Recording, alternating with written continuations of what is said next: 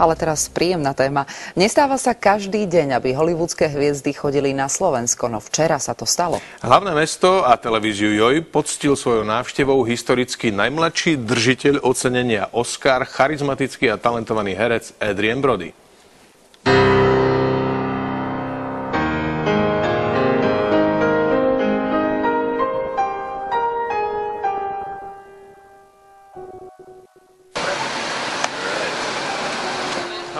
Found me already? Good afternoon. Hello. I'm Sasha. How are you, Sasha? Nice to meet you. No, I've actually been here when I was a child.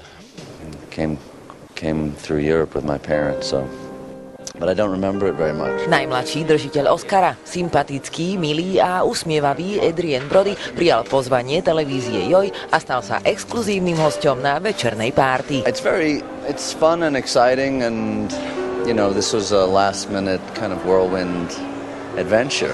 Adrien priletel do Bratislavy z Milána a kvôli účasti na televíznej párty dokonca zrušil svoj plánovaný let domov do New Yorku. My life is very unpredictable, which is a beautiful thing. I've grown to be very spontaneous and very. I learned to adapt. Ladies and gentlemen, honorable guests, please welcome Adrien Brody. Nik z hostí, ktorí boli na párty, netušil, kto je exkluzívnym hosťom. Prítomnosť tejto veľkej hviezdy sa podarila utajiť dokonale.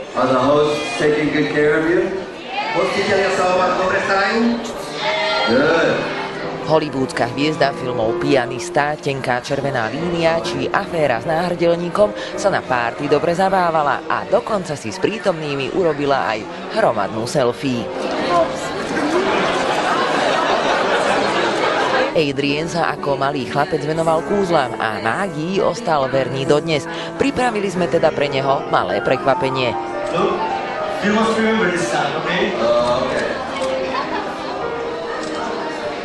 Zvyšok večera sa Adrien srdečne zdravil s tvárami našej televízie, ochotne pózoval pred objektívmi a užíval si milú spoločnosť. Dnes ráno z Bratislavy odletel za svojimi rodičmi.